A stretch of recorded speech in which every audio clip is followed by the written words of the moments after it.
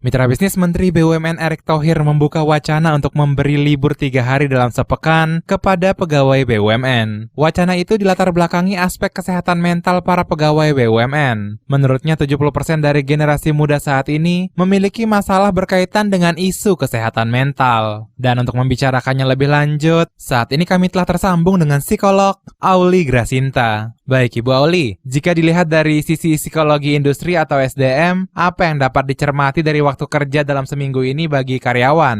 Jadi sebenarnya wacana kerja 4 hari dalam satu minggu itu sudah banyak ya. Maksudnya di beberapa negara Eropa ada yang melakukannya, tapi juga tidak sedikit yang gagal. Seperti di Inggris itu ada beberapa perusahaan yang gagal, tapi ada juga perusahaan yang bisa adaptable terhadap kondisi tersebut. Jadi memang dari wacana 4 hari kerja itu muncul saat pandemi ya, dimana setelah pandemi itu banyak perusahaan itu yang karyawannya tadi mendapat isu mental health, terlalu capek dalam bekerja dan sebagainya. Jadi memang secara psikologis memang waktu untuk bekerja itu kan sebenarnya sudah lama ya dihitung bahwa kerja 8 jam sehari. Sebenarnya jika waktu ini 8 jam sehari ini adalah waktu yang memang digunakan dengan baik, itu memang seharusnya sudah cukup gitu ya bagi seseorang, karena kita bisa hitung dalam 24 jam waktu seseorang itu 8 jam digunakan untuk bekerja adalah waktu yang optimal. Hanya saja memang pada beberapa perusahaan banyak pekerjaan-pekerjaan yang kemudian harus dibawa pulang. Apalagi kondisinya saat ini kita selalu terhubung email, selalu terhubung dengan WhatsApp ya, yang akhirnya membuat orang tuh rasanya tidak berhenti bekerja begitu.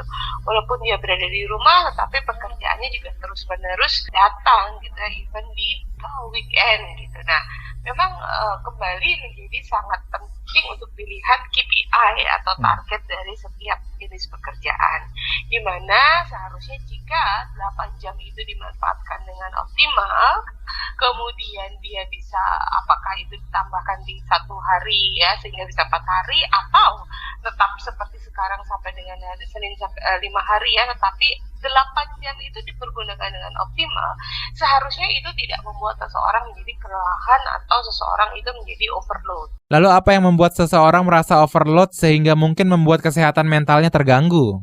Yang membuat seseorang menjadi overload adalah tadi ketidakmampuan perusahaan untuk memberikan target yang tepat bagi karyawannya, misalnya menjadi overload targetnya, overload pekerjaannya, dan tadi pekerja ya karyawan itu juga seringkali tidak bisa memanage waktunya dengan baik sehingga waktu 8 jam itu dirasa kurang.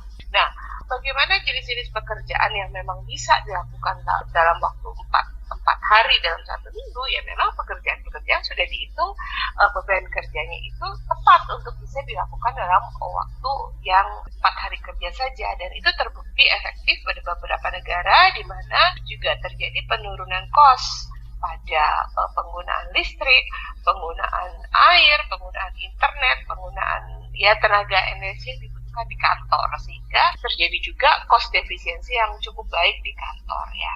Nah, tetapi tadi apakah kan harapannya dalam 3 hari kerja ini 1 harinya dipergunakan untuk hobi, untuk leisure ya, disebut sebagai leisure time, bukan pleasure ya, tetapi leisure time atau waktu senggang ini bisa dipergunakan bagi karyawan untuk kemudian meningkatkan dirinya, misalnya mengisinya dengan istirahat yang betul-betul istirahat, mengisinya dengan kegiatan-kegiatan hobi, rekreatif ya, kegiatan-kegiatan yang membuat dia kemudian jadi refresh, atau kegiatan-kegiatan pengembangan diri seperti kemudian meningkatkan kompetensi, belajar sesuatu yang baru, berkumpul dengan komunitas yang sama-sama dia sukai. Nah, jika ini bisa berjalan dengan seperti itu, mungkin akan menjadi baik begitu ya. Tetapi jika kemudian setelah 4 hari, di hari Jumatnya dia tidak punya kemampuan untuk memanage waktunya, ya sama aja itu akan menjadi percuma begitu. Demikian psikolog Auli Grasinta, saya Ari Yudhistira.